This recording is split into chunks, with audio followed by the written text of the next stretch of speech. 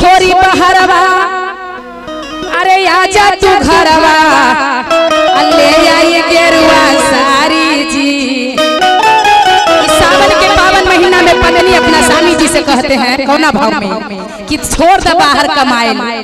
जैसे कि हमारे बाल्टी बाबा रिक्शा चलाते थे पहले, आज कहें कि भग माता रानी की कृपा है तो रिक्शा का इनका दुआरी पर 4 व्हीलर 4 चक्का जरूर लगेगा और माता के दोबा जरूर इनको पर खिलेगा। और कहने का जैसे बाल्टी बाबा के पत्नी करें बाल्टी बाबा जी से कि अरे छोरी बहरवा अरे आ जाई तू घरवा ले आई तू गेरुआ सारी जी। ए राजा जी ले आई तू गेरुआ सारी जी। अरे मनमा में लागल बा हमरो लालसा ले चल तू बाबा में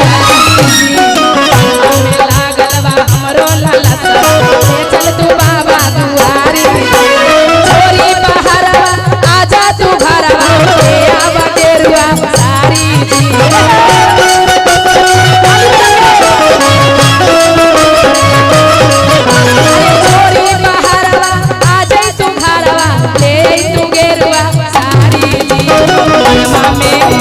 मनमा में लालसा लागल सजनमा चल तू बाबा दुआरी जी। मनमा में लालसा लागल सजनमा चल तू बाबा दुआरी जी।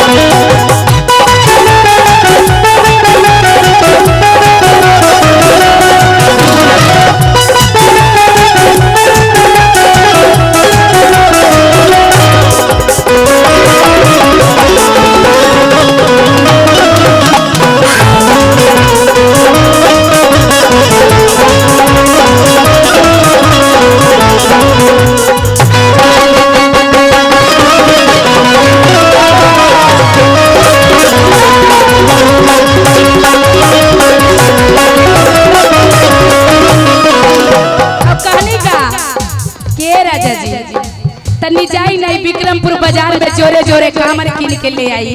आ दोनों प्राणी पावन के शुभ यात्रा में हम लोग पैदल देवघर जाएंगे ना। कहते पत्नी अपना स्वामी जी से जोरे जोरे कामर ले आवा कीन के जोरे जोरे कामर ले आवा कीन के विक्रम बाजारिया लागल है कीन के। विक्रम बाजार कितना सुंदर सजल है सैया चले के है ना। जोरे जोरे कामर तू ले आई तकीन के विक्रम बाजारिया से लैता खरीद के। लाई के सासू बोलाई के अपन हमरा के मंगिया भरा दा।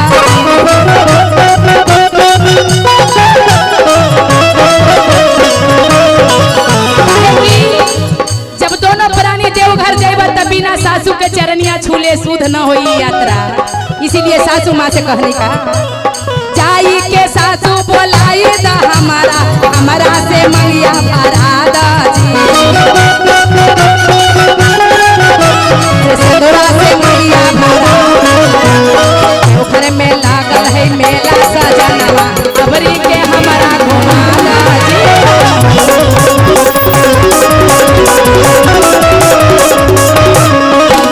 देवघर में लागल है मेला सजनवा हमरा के तो घुमा दा।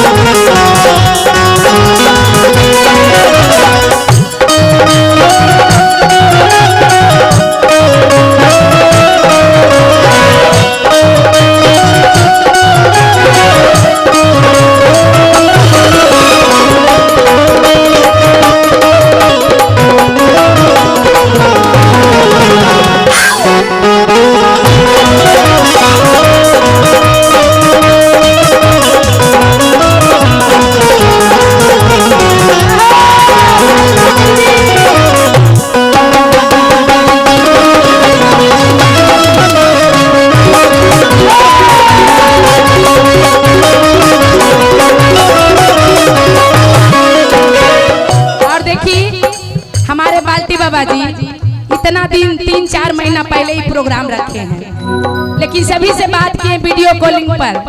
दिल खुश के आना है और कंचन दीदी के आना है और काजल दीदी के आना है, रीति दीदी के आना है, सभी बहना मिल के आना है। लेकिन आज दीदी इनकर कृपा और महादेव के दया है, माता रानी की कृपा है कि हम लोग यहाँ पहुँचे हैं। तो कहनी बड़ा भाव से अपना पत्नी, ढेर दिन से लागल है मनमा में लालसा, ढेर दिन से लागल है मनमा में लालसा,